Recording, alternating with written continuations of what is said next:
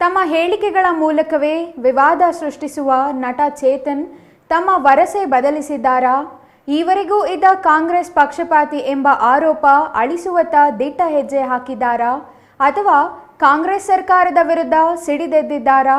ಇಷ್ಟೆಲ್ಲ ಪ್ರಶ್ನೆ ಯಾಕೆ ಬಂತು ಅಂತ ಯೋಚನೆ ಮಾಡಬೇಡಿ. ಇದಕ್ಕೆ ಕಾರಣ ಇದೆ. ನಟ ಚೇತನ್ ಮಾತ್ರವಲ್ಲ, ದಲಿತ ಪರ ಹೋರಾಟಗಾರ ಹರಿರಾಮ್ ಸೇರಿದಂತೆ ಹಲವರು ಇಂದು ಆಡಿದ ಮಾತುಗಳು ಈ ಪ್ರಶ್ನೆ ಎದುರಾಗಲು ಕಾರಣವಾಗಿದೆ. ಹಾಗಾದರೆ ಅವರು ಮಾತನಾಡಿದ್ದಾದರೂ ಏನು ಅಂತ ನೀವೇ ನೋಡಿ.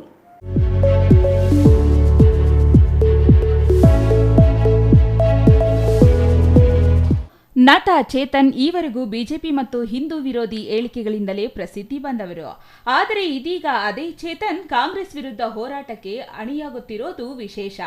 ಇಂದು ಚಿಕ್ಕಬಳ್ಳಾಪುರ ಪತ್ರಕರ್ತರ ಭವನದಲ್ಲಿ ನಟ ಚೇತನ್, ದಲಿತ ಪರ ಹೋರಾಟಗಾರ ಪ್ರೊಫೆಸರ್ ಹರಿರಾಮ್ ಸೇರಿದಂತೆ ಹಲವರು ಸುದ್ದಿಗೋಷ್ಠಿ ನಡೆಸಿದರು. ಈ ವೇಳೆ ಕಾಂಗ್ರೆಸ್ ಸರ್ಕಾರ ದುರಾಡಳಿತ ನಡೆಸುತ್ತಿದೆ, ರೈತ ವಿರೋಧಿ ನೀತಿ ಅನುಸರಿಸುತ್ತಿದೆ, ದಲಿತರಿಗೆ ದ್ರೋಹ ಮಾಡುತ್ತಿದೆ ಎಂದು ಸರಣಿ ಆರೋಪ ಮಾಡಿದರು. ಅಷ್ಟೇ ಅಲ್ಲ, 5 ವಿಚಾರಗಳನ್ನು ಮುಂದಿಟ್ಟುಕೊಂಡು ರಾಜ್ಯ ಕಾಂಗ್ರೆಸ್ ಸರ್ಕಾರ ಬಿಜೆಪಿಗಿಂತ ಹೆಚ್ಚು ದುರಾಡಳಿತ ನಡೆಸುತ್ತಿದೆ ಎಂದು ಕಿಡಿಕಾರಿದರು. ಮೊದಲ ಆರೋಪವಾಗಿ ಪರಿಶಿಷ್ಟ ಜಾತಿಯವರ ಶ್ರೇಯೋಭಿವೃದ್ಧಿಗಾಗಿ ಮೀಸಲಿಟ್ಟ ಹಣವನ್ನ ಕಳೆದ 2 ವರ್ಷಗಳಲ್ಲಿ 25,000 ಕೋಟಿಗೂ ಹೆಚ್ಚು ಮೊತ್ತವನ್ನ ಗ್ಯಾರಂಟಿಗಳಿಗೆ ಬಳಸಿಕೊಂಡಿರುವುದು ಅಕ್ಷಮ್ಯ ಅಪರಾಧ ಎಂದು ನಟ ಚೇತನ್ ಆರೋಪಿಸಿದರು. ಪರಿಶಿಷ್ಟರ ಹಣ ಗ್ಯಾರಂಟಿಗಳಿಗೆ ಬಳಕೆ ಮಾಡಿರುವುದು ಖಂಡನೀಯ. ದಲಿತರ ಶಿಕ್ಷಣ, ಆರೋಗ್ಯ, ವಸತಿಗೆ ಬಳಕೆಯಾಗಬೇಕಾದ ಹಣವನ್ನ ಗ್ಯಾರಂಟಿಗಳಿಗೆ ಬಳಸಲಾಗುತ್ತಿದೆ. ಅಹಿಂದ ಸರ್ಕಾರ ಎಂದು ಅಧಿಕಾರಕ್ಕೆ ಬಂದು ಕಾಂಗ್ರೆಸ್ ಇದೀಗ ದಲಿತರ ಹಣ 25,000 ಕೋಟಿಗೂ ಹೆಚ್ಚು ಬಳಕೆ ಮಾಡಿ ದಲಿತರಿಗೆ ತೀರದ ಮೋಸ ಎಸಗಿದೆ ಎಂದು ಕಿಡಿಕಾರಿದರು. ನ್ಯಾಯದ ಪರಿಕಲ್ಪನೆಗಾಗಿ ಮೀಸಲಿಟ್ಟ ಹಣ ಗ್ಯಾರಂಟಿಗೆ ಬಳಕೆ ಮಾಡಿರುವುದು ಅಪರಾಧ. ಇದು ನ್ಯಾಯದ ಪರಿಕಲ್ಪನೆಗೆ ಸರ್ಕಾರ ಮಾಡಿದ ಮೋಸ. ಚುನಾವಣೆಯಲ್ಲಿ ಗೆಲುವಿಗಾಗಿ, ಅಧಿಕಾರದ ಹಪಹಪಿಗಾಗಿ ಹಣ, ದಲಿತರ ಹಣ ಬಳಕೆ ಮಾಡಲಾಗಿದೆ. ಶೋಷಿತ ತಳ ಸಮುದಾಯಕ್ಕೆ ಅನ್ಯಾಯ ಎಸಗಲಾಗಿದೆ.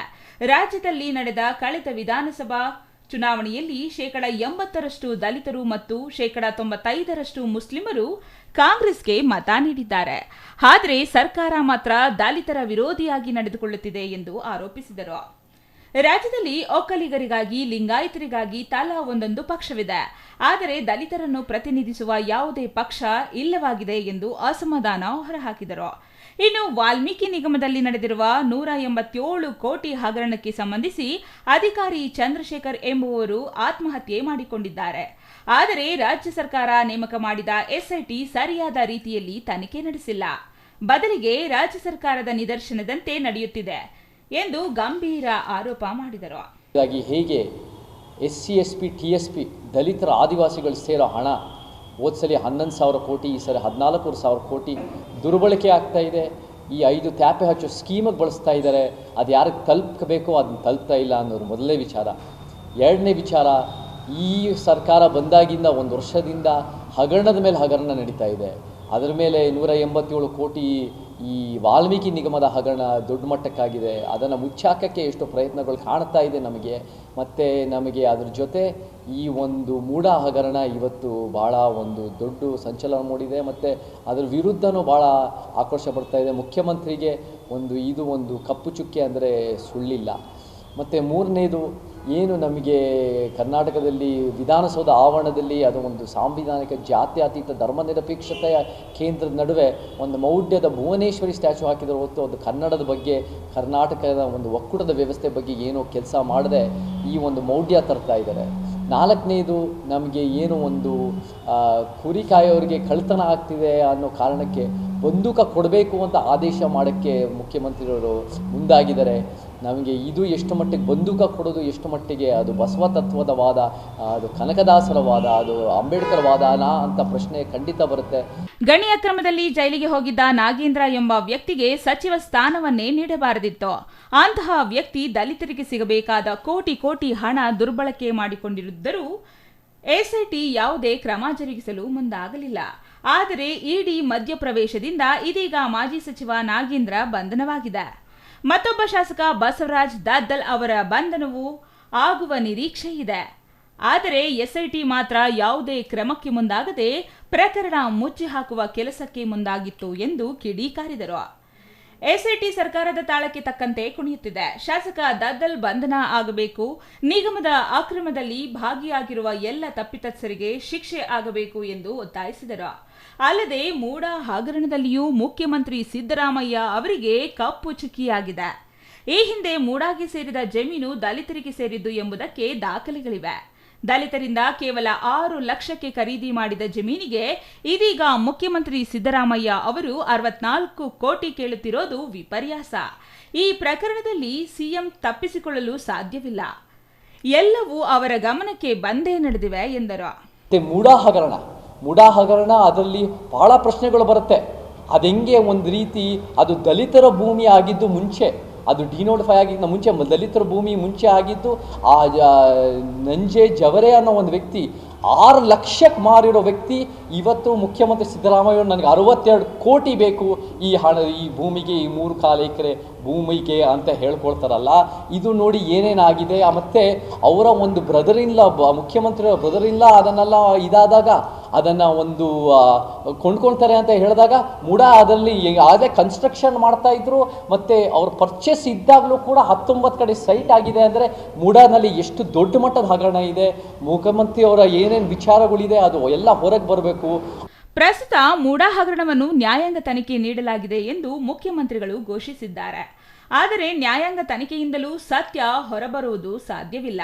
ನ್ಯಾಯಾಂಗ ತನಿಖೆಯ ಸಮಿತಿಯು ಸರ್ಕಾರದ ಕೈಗೊಂಬೆಯಾಗುವ ಸಾಧ್ಯತೆ ಇದೆ. ಹಾಗಾಗಿ ಮೂಡಾ ಪ್ರಕರಣ ಸಿಬಿಐ ತನಿಖೆ ಆಗಬೇಕು ಎಂದು ಒತ್ತಾಯಿಸಿದರು. ಅಲ್ಲದೆ ಸಿಬಿಐ ಮೂಲಕ ಮೂಡಾ ಹಗರಣ ಪಾರದರ್ಶಕ ತನಿಖೆ ಆಗಿ ಸತ್ಯಾಂಶ ಹೊರಬರಬೇಕು, ತಪ್ಪಿತಸ್ಥರಿಗೆ ಶಿಕ್ಷೆ ಆಗಬೇಕು ಎಂದು ಆಗ್ರಹಿಸಿದರು. ಇದರ ಜೊತೆಗೆ ರಾಜ್ಯ ಸರ್ಕಾರ ಮೂಢನಂಬಿಕೆ ಬಿತ್ತುವ ಕೆಲಸಕ್ಕೂ ಮುಂದಾಗಿದೆ. ರಾಜ್ಯದ ಶಕ್ತಿಸೌಧ ವಿಧಾನಸೌಧದಲ್ಲಿ ಭುವನೇಶ್ವರಿಯ 25 ಅಡಿ ಪ್ರತಿಮೆ ಸ್ಥಾಪಿಸಿರೋದು ಮೌಢ್ಯದ ಸಂಕೇತವಾಗಿದೆ. ಇದು ಕನ್ನಡ ಪರ ಅಲ್ಲ, ಮೌಢ್ಯದ ಪರ ಆಲೋಚನೆಯಾಗಿದೆ. ಖಾಸಗಿ ವಲಯದಲ್ಲಿ ಉದ್ಯೋಗ ನೀಡಬೇಕು ಎಂಬುದು ಕನ್ನಡ ಪರ ಆದರೆ ಸರ್ಕಾರ ಅಂತಹ ಕೆಲಸ ಮಾಡದೆ ಮೌಢ್ಯ ಬಿತ್ತುವ ಕೆಲಸ ಮಾಡುತ್ತಿದೆ. ಇದರಿಂದ ಮುಂದಿನ ದಿನಗಳಲ್ಲಿ ವಿಧಾನಸೌಧ ಧಾರ್ಮಿಕ ಆವರಣ ಆಗುವ ಆತಂಕ ಎದುರಾಗಿದೆ ಎಂದರು. ಇನ್ನು ಕುರಿ ಕಳವು ತಡೆಯಲು ಕುರಿ ಮಾಲೀಕರಿಗೆ ಬಂದೂಕು ಪರವಾನಗಿ ಆದೇಶ ನೀಡಲು ರಾಜ್ಯ ಸರ್ಕಾರ ಮುಂದಾಗಿದೆ. ಇದು ಅತ್ಯಂತ ಖಂಡನೀಯ. ಭಾರತ ಶಾಂತಿಯ ನಾಡು. ಇಲ್ಲಿ ಹಿಂಸೆಗೆ ಅವಕಾಶವಿಲ್ಲ. ಬುದ್ಧ, ಬಸವ, ಕನಕದಾಸರು ಅಹಿಂಸೆಯನ್ನು ಬೋಧಿಸಿದ್ದಾರೆ ಹೊರತು ಆಯುಧ ಹೋರಾಟವನ್ನು ಅವರು ಪ್ರೇರೇಪಿಸಿಲ್ಲ. ಕುರಿ ಕಾಯುವವರ ಕೈಗೆ ಬಂದೂಕು ನೀಡಿದರೆ ಅದು ಹಿಂಸೆಗೆ ದಾರಿಯಾಗಲಿದೆ, ಬಂದೂಕು ದುರುಪಯೋಗವಾಗಲಿದೆ. ಅಮೆರಿಕ ಅಧ್ಯಕ್ಷರ ಮೇಲೂ ಗುಂಡಿನ ದಾಳಿ ನಡೆದಿದೆ. ಇಂತಹ ಸಂದರ್ಭದಲ್ಲಿ ಬಂದೂಕು ಎಲ್ಲರಿಗೂ ನೀಡುವುದು ಮುಂದಿನ ದಿನಗಳಲ್ಲಿ ಅಪರಾಧ ಪ್ರಕರಣ ಹೆಚ್ಚುವುದಕ್ಕೆ ಮತ್ತು ಮನುಷ್ಯರ ನಡುವೆ ಸಂಘರ್ಷಕ್ಕೆ ಕಾರಣವಾಗಲಿದೆ ಎಂದರು. ಅಲ್ಲದೆ ಕಾಡಿನಲ್ಲಿ ಕುರಿ ಮೇಯಿಸಲು ಮತ್ತು ಅವುಗಳ ರಕ್ಷಣೆಗೆ ಬಂದೂಕು ಪರವಾನಗಿ ನೀಡಲು ರಾಜ್ಯ ಸರ್ಕಾರ ಮುಂದಾಗಿದ್ದು, ಇದು ಭವಿಷ್ಯದ ಆತಂಕಕ್ಕೆ ಕಾರಣವಾಗಿದೆ. ಈಗಾಗಲೇ ಅರಣ್ಯ ನಾಶವಾಗಿದ್ದು, ಕುರಿಗಳು ಅರಣ್ಯ ಪ್ರವೇಶದಿಂದ ಮತ್ತಷ್ಟು ಅರಣ್ಯ ನಾಶಕ್ಕೆ ಕಾರಣವಾಗುವ ಜೊತೆಗೆ ಕುರಿಗಾಯಿಗಳು ಬಂದೂಕು ದುರುಪಯೋಗಕ್ಕೂ ಕಾರಣವಾಗಲಿದೆ. ಗೋಮಾಳಗಳನ್ನು ಒತ್ತುವರಿಗೆ ಬಿಟ್ಟು ಅರಣ್ಯಗಳಲ್ಲಿ ಕುರಿ ಮೇಯಿಸಲು ಅವಕಾಶ ನೀಡಲು ಮುಂದಾಗಿರುವ ಸರ್ಕಾರದ ಕ್ರಮ ಖಂಡನೀಯ. ಹಾಗಾಗಿ ಗೋಮಾಳದಲ್ಲಿಯೇ ಕುರಿ ಮೇಯಿಸಲು ಅವಕಾಶ ನೀಡಬೇಕು ಮತ್ತು ಬಂದೂಕು ಪರವಾನಗಿ ನೀಡುವ ಆದೇಶ ನೀಡಬಾರದು ಎಂದು ಒತ್ತಾಯಿಸಿದರು. ದಲಿತ ಪರ ಹೋರಾಟಗಾರ ಹರಿರಾಮ್ ಮಾತನಾಡಿ, ಆಂಧ್ರಪ್ರದೇಶ ಸರ್ಕಾರ ದಲಿತರಿಗೆ ಅತಿ ಹೆಚ್ಚು ಹಣ ಮೀಸಲಿಟ್ಟ ಮೊದಲ ಸರ್ಕಾರವಾಗಿದೆ ಹೊರತು ಕರ್ನಾಟಕ ಸರ್ಕಾರವಲ್ಲ. ಕಳೆದ 9 ವರ್ಷಗಳಲ್ಲಿ ರಾಜ್ಯದಲ್ಲಿ 70,000 ಕೋಟಿಗೂ ಹೆಚ್ಚು ಹಣ ದುರ್ಬಳಕೆಯಾಗಿರುವ ಬಗ್ಗೆ ಸರ್ಕಾರವೇ ಒಪ್ಪಿಕೊಂಡಿದೆ. ನಿಗಮಗಳಿಂದ ಜನರಿಗೆ ಅನುಕೂಲವಾಗುತ್ತಿಲ್ಲ, ಬದಲಿಗೆ ನಾಯಕರ ಜೇಬು ತುಂಬುತ್ತಿವೆ. ಇದು ಜನರ ಜೇಬಿಗೆ ಕೈ ಹಾಕಿರುವ ಪಿಕ್ ಪಾಕೆಟ್ ಸರ್ಕಾರ ಎಂದು ರಾಜ್ಯ ಕಾಂಗ್ರೆಸ್ ಸರ್ಕಾರದ ವಿರುದ್ಧ ವಾಗ್ದಾಳಿ ನಡೆಸಿದರು. ದಲಿತರಿಗೆ ಆದಾಯ ಬರುವ ಯಾವುದೇ ಯೋಜನೆ ಮಾಡದ ಸರ್ಕಾರ ದುಂದು ವೆಚ್ಚಗಳ ಯೋಜನೆಯನ್ನು ಮಾಡುತ್ತಿವೆ. ನ್ಯಾಯ ಕೇಳಲು ಹೋದ ದಲಿತರನ್ನು ಬಂಧಿಸಿ ಕೇಸು ಹಾಕಿದ್ದಾರೆ. ಮಾಲೂರು ಶಾಸಕ ನಂಜೇಗೌಡ ಹಾಲು ಒಕ್ಕೂಟದ ನೇಮಕ ವಿಚಾರದಲ್ಲಿ ಭ್ರಷ್ಟಾಚಾರ ಎಸಗಿದ್ದಾರೆ. ಬಸವರಾಜ ದದ್ದಲ್ ಮತ್ತು ಸಚಿವರಾಗಿದ್ದ ನಾಗೇಂದ್ರ ವಾಲ್ಮೀಕಿ ಹಗರಣದಲ್ಲಿ ಭಾಗಿಯಾಗಿ ಜೈಲಿಗೆ ಹೋಗುವ ಸ್ಥಿತಿ ನಿರ್ಮಾಣವಾಗಿದೆ. ಬಿಜೆಪಿ ಸರ್ಕಾರದ ಭ್ರಷ್ಟಾಚಾರದ ಬಗ್ಗೆ ಮಾತನಾಡಿ, ಅಧಿಕಾರಕ್ಕೆ ಬಂದು 1 ವರ್ಷದಲ್ಲಿಯೇ ಹಗರಣಗಳ ಸರಮಾಲೆಯನ್ನೇ ಸರ್ಕಾರ ಮಾಡಿದೆ ಎಂದು ಆರೋಪಿಸಿದರು. ಪ್ರಸ್ತುತ ರಾಜ್ಯ ಕಾಂಗ್ರೆಸ್ ಸರ್ಕಾರದಲ್ಲಿ ಪ್ರಜಾಪ್ರಭುತ್ವ ಇಲ್ಲ, ಬದಲಿಗೆ ನಿರಂಕುಶ ಆಡಳಿತ ನಡೆಯುತ್ತಿದೆ. ಕಾಂಗ್ರೆಸ್ ಸರ್ಕಾರ ಬಂದ ಮೇಲೆ ದಲಿತರ ಮೇಲೆ ದೌರ್ಜನ್ಯ ಹೆಚ್ಚಾಗಿದೆ. ಗೃಹ ಸಚಿವ ಪರಮೇಶ್ವರ್ ಅವರಿಗೆ ಅವರ ಸಂಪುಟದ ಬಗ್ಗೆಯೇ ಅರಿವಿಲ್ಲ. ಸಿದ್ದರಾಮಯ್ಯ ಮೌನಕ್ಕೆ ಶರಣಾಗಿದ್ದಾರೆ. ದಲಿತ ಸಂಘಟನೆಗಳು ಮೌನ ವಹಿಸಿರುವುದು ದೊಡ್ಡ ದುರಂತ. ಅಷ್ಟೇ ಅಲ್ಲ, ಸರ್ಕಾರದ ಲೋಪಗಳ ಬಗ್ಗೆ ದಲಿತ ಸಂಘಟನೆಗಳು ಮೌನವಾಗಿರುವುದು ದೇಶದ್ರೋಹದ ಮನಸ್ಥಿತಿ ಎಂದು ಆರೋಪಿಸಿದರು. ರಾಜ್ಯ ಕಾಂಗ್ರೆಸ್ ಸರ್ಕಾರ ಬಿಜೆಪಿಗಿಂತ ಡಬಲ್ ದಲಿತ ವಿರೋಧಿಯಾಗಿದೆ. ದಲಿತ ಸಂಘಟನೆಗಳು ಯಾವುದೇ ಪಕ್ಷದ ಪರ ಇರಬಾರದು, ವಿರೋಧ ಪಕ್ಷಗಳಾಗಿ ಹೋರಾಟ ನಡೆಸಬೇಕು. ಆದರೆ ಪ್ರಸ್ತುತ ರಾಜ್ಯದಲ್ಲಿ ದಲಿತ ಸಂಘಟನೆಗಳು ಮೌನಕ್ಕೆ ಜಾರಿರೋದು ಅಪಾಯಕಾರಿ ಸೂಚನೆ ಎಂದು ಆತಂಕ ವ್ಯಕ್ತಪಡಿಸಿದರು. ಅಲ್ವಾ? ಆದ್ರೆ ದಲಿತರಿಗೆ ಬಂದಾಗ ಮಾತ್ರ ಯಾಕೆ ಅವ್ರು ದುಡ್ಡು ಬೇಕು ನಿಮಗೆ? ಅಂದ್ರೆ ಲಾಜಿಕ್ ಇಲ್ಲದೆ ಇರ್ತಕ್ಕಂಥದ್ದು. ಮತ್ತೆ ಈಗ ರೋಡ್ ಕಟ್ಟಿದಾಗ ಅದನ್ನು ಹೇಳ್ತಾರೆ, ಈ ರೋಡ್ ದಲಿತರು ಬಳಸಲ್ವಾ? ಅದೆಲ್ಲವೂ ಮಾಡೋದು ಜನರಲ್ ಫಂಡಿಂದ. ಅದು ಪ್ರತ್ಯೇಕವಾದ ಫಂಡ್. ರೋಡ್ ಕಟ್ಟಲಿಕ್ಕೆ ಒಂದು ಪ್ರತ್ಯೇಕವಾದ ಫಂಡ್ ಇದೆ. ಹಾಗೆ ನೀವು ಫ್ಲೈಓವರ್ ಕಟ್ಟಲಿಕ್ಕೆ ಅದಕ್ಕೆ ಪ್ರತ್ಯೇಕವಾದ ಫಂಡ್ ಇದೆ. ಹಾಗೆ ನೀವು ಫ್ರೀಬಿಗಳು ಕೊಡೋ ಟೈಮಲ್ಲಿ ನಾವು ಇದನ್ನ ಹೆಂಗ್ ಮಾಡ್ತೀವಿ ದುಡ್ಡು ಅಂತ ಎಲ್ಲರೂ ಕೇಳಿದ್ರು. ಕೇಳಿದಾಗ ಹೇಳಿದ್ದೇನೆ, ನೀವು ನಮಗೆ ಗೊತ್ತಿದೆ ಎಲ್ಲಿಂದ ತರಬೇಕು ದುಡ್ಡು ಅಂತ ಹೇಳಿದ್ರು. ನಾವೇನು ಅಂದ್ಕೊಂಡಿವಿ ಅಂದ್ರೆ ಪಾಪ ಇವ್ರೇನೋ ಬೇರೆ ಏನೋ ಟ್ಯಾಕ್ಸೇಷನ್ ಸ್ಕೀಮ್ ಇರಬೇಕು ಇವ್ರದ್ದು, ಎಲ್ಲೋ ಅಲ್ಲಿ ಇಲ್ಲಿ ತೆರಿಗೆ ಹಾಕಿ ತರ್ತಾರೆ ಅಂತ. ನೋಡಿದ್ರೆ ಇವರು ದಲಿತರ ಜೋಬ್ ಕದೀತಾರೆ.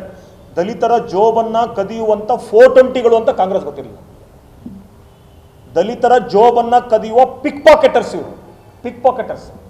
ಮತ್ತೆ ನೀವು ಇರೋ ಹತ್ರ ಕದ್ರೆ ಗೊತ್ತಾ, 1 ಕೋಟಿ ರೂಪಾಯಿ ಇರೋನ ಹತ್ರ 1,000 ರೂಪಾಯಿ ಕದ್ರೆ ಅವ್ನಿಗೆ ಏನು ಅನ್ಸಲ್ಲ. ಅವನಿಗೆ ಇವ್ರು ಮೊದಲೇ ಏನೂ ಇಲ್ಲದೆ ಬೀದಿಗಿರೋರು. ಅಟ್ಲೀಸ್ಟ್ ಈ ದುಡ್ಡಿಂದ ಏನಾದರೂ ಅವ್ರಿಗೆ ಅಭಿವೃದ್ಧಿ ಆಗುತ್ತೆ, ಉಪಯೋಗ ಬರುತ್ತೆ ಅಂತ ಅನ್ಕೊಂಡ್ರೆ ಅದನ್ನು ಪಿಕ್ ಪಾಕೆಟ್ ಮಾಡ್ತೀರಿ, ಅದನ್ನು ಕಳ್ತನ ಮಾಡ್ತೀರಿ. ಅಂದ್ರೆ ನೀವು ಬಿಜೆಪಿ ದಲಿತ ವಿರೋಧಿ ಅಂತ ಇರೋ, ನನಗನ್ಸುತ್ತೆ ಬಿಜೆಪಿಗಿಂತ ಡಬಲ್ ವಿರೋಧಿ. Praveen, CTV news, Chikkaballapur.